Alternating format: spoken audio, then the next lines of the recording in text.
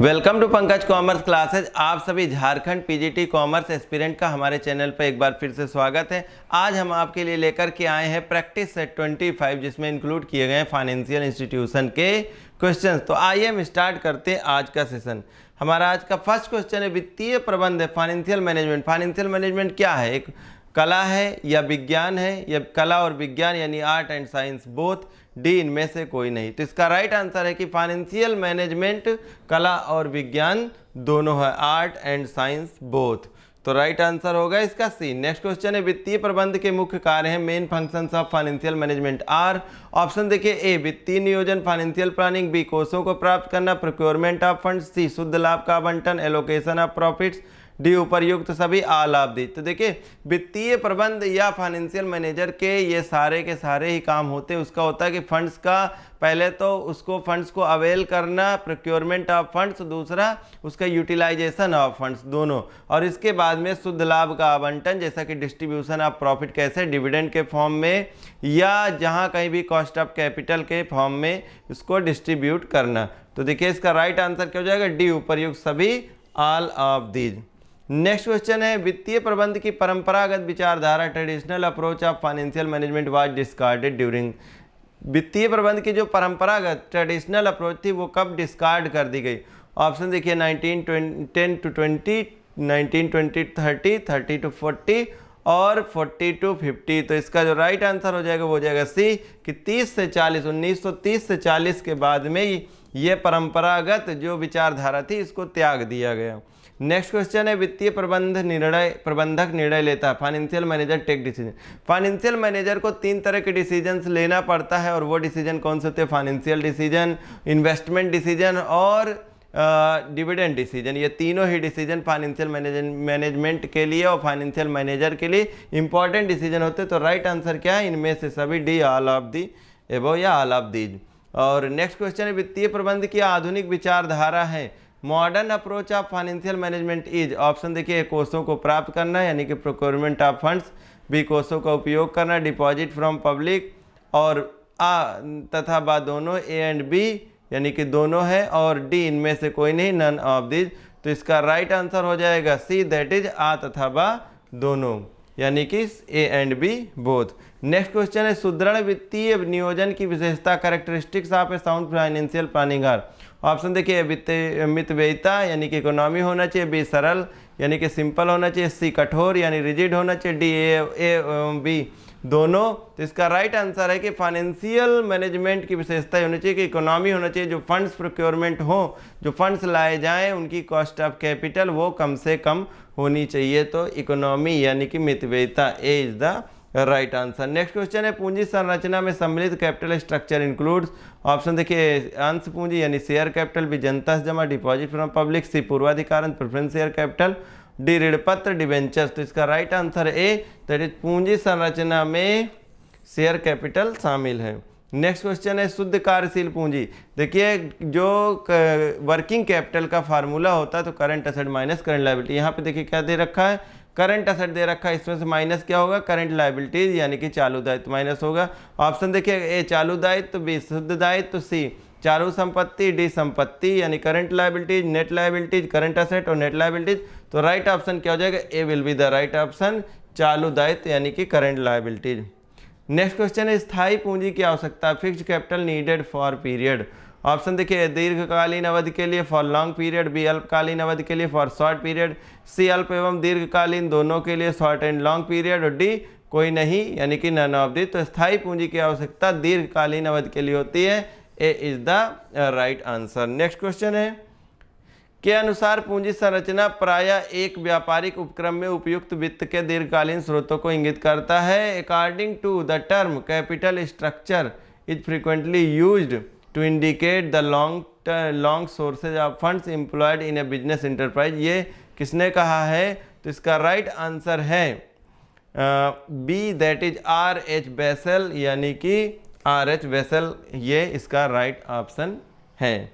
Next question देखिएगा, मुद्रा बाजार व्यवहार करता है। मनी मार्केट का काम क्या होता है?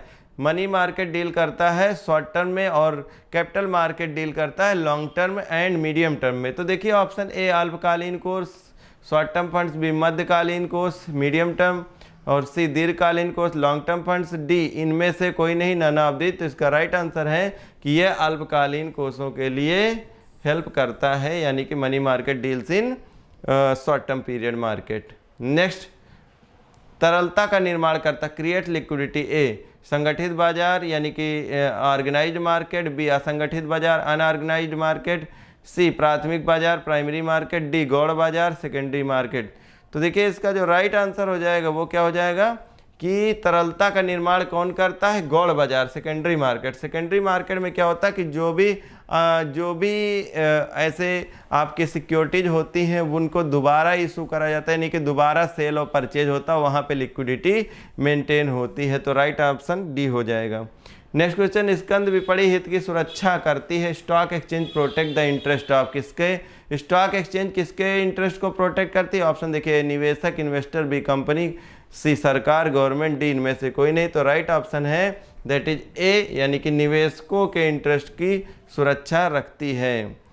नेक्स्ट क्वेश्चन है, वैधानिक रूप में सेबी की स्थापना हुई, legally SEBI was established. Option देखिए 1988, 1990, 1992 और डी है 1994। तो इसका राइट ऑप्शन क्या हो जाएगा, C will be the right option. 1992 में लीगली सेबी की स्थापना हुई थी। नेक्स्ट क्वेश्चन देखिए, नवीन निर्गमित अंशों में व्यवहार करता है in new issued share deal. Option देखिएगा, गौड़ बाजार सेकेंडरी मार्केट, बी प्राथमिक बाजार प्राइमरी मार्केट, सी गौड़ बाजार तथा प्राथमिक बाजार दोनों और इनमें से कोई नहीं। तो देखिए जब भी नए शेयर इशू करे जाते हैं तो उसे क्या कहा जाता है, प्राइमरी मार्केट में इशू किए जाते हैं, नहीं कि प्राइमरी मार्केट। और जब जो शेयर पहले से इशू हो गए दोबारा उनकी खरीद फरोख्त यानी खरीदना और बेचना होता है तो वह सेकेंडरी मार्केट होगा। तो यहाँ पे राइट ऑप्शन क्या हो जाएगा, B will be the right option primary market. Next question है, पूंजी व्यवहार डील करता है यानी कि व्यवहार करता है capital market deals in. Option देखिए, अल्पकालीन कोष, बी मध्यकालीन कोष मीडियम टर्म फंड्स, सी दीर्घकालीन कोष लॉन्ग टर्म फंड्स, डी इनमें से कोई नहीं। तो पूंजी बाजार व्यवहार करता है दीर्घकालीन कोषों में, राइट ऑप्शन होगा C long term funds. Next question है, सेबी का क्षेत्रीय कार्यालय स्थित regional office of SEBI is situated in. Option देखिए, दिल्ली, बी कोलकाता, सी चेन्नई और डी इन तीनों जगह में, ऑल ऑफ थ्री यानी कि तीनों जगह पे। तो देखिए इसका जो राइट आंसर हो जाएगा वो हो जाएगा डी, कि क्षेत्रीय कार्यालय ये सेबी का तीनों जगह पर ही स्थित है, दिल्ली, कोलकाता और चेन्नई। नेक्स्ट क्वेश्चन है, सन 2004 में भारत में स्कंद विपणियों की संख्या थी, नंबर ऑफ स्टॉक एक्सचेंज इन 2000। 2004 में स्कंद विपणियों की संख्या क्या थी, 24। तो D will be the right option. Number of stock exchange 2004 was 24। Next question, विश्व में सबसे पहले स्कंद विपणि की स्थापना हुई, the foremost stock exchange in the world was established in. सबसे पहले कहाँ पर हुई थी विश्व में, तो इसका आंसर है बी, दैट इज लंदन में। लंदन में सबसे पहले स्कंद विपणि यानी कि स्टॉक एक्सचेंज की स्थापना हुई। और आज का हमारा लास्ट क्वेश्चन, स्कंद विपणियों के लिए सेबी की सेवाएं for stock exchange services of SEBI. जो ऑप्शन देखिए, ऐच्छिक यानी कि वॉलंटरी, बी आवश्यक नेसेसरी, सी अनावश्यक अननेसेसरी, डी अनिवार्य है कंपलसरी है। तो इसका जो राइट आंसर है कि स्कंद विपणियों के लिए सेबी की सेवाएं क्या है, अनिवार्य है। Right option D is the right option. कि अगर आपको ये सेशन पसंद आया हो और आप इस एग्जाम में अपीयर होने वाले हैं और आपको लगता है कि हम आपकी तैयारी में हेल्पफुल हो सकते हैं, तो देखिए हमारे ऐप पर स्टोर सेक्शन में जाकर के आपको ये कोर्स मिलेगा। इस कोर्स में क्या क्या चीज़ें इंक्लूड होंगी वो यहाँ पर लिखी हुई कि test series, study material, video lectures, online live classes, online MCQs और ऑनलाइन डिस्क्रिप्टिव टेस्ट। देखिए इसमें साफ सी बात है कि पहले जब एग्ज़ाम्स यानी कि फॉर्म फिल कराए गए थे उस टाइम पर बहुत सारे लोग हमारे साथ में जुड़े हुए थे। तो अभी आप जब इस टेस्ट सीरीज पे आएंगे तो यहाँ पर आपको क्या क्या मिलने वाला है कि लाइव जो भी रिकॉर्डेड लेक्चर्स होंगे और प्लस कुछ लाइव क्लासेज भी हम लोग उसमें साथ साथ में देते चलेंगे और यहाँ पर टेस्ट सीरीज भी इंक्लूड किया जाएगा। स्टडी मटेरियल जो कि PDF के फॉर्म में जो कुछ भी आपको पढ़ाया गया वो इंक्लूड किया जाएगा। ठीक है, अब एक ज़रूरी इंफॉर्मेशन कि आप ऐप कैसे डाउनलोड करेंगे तो इसकी इंफॉर्मेशन है आगे।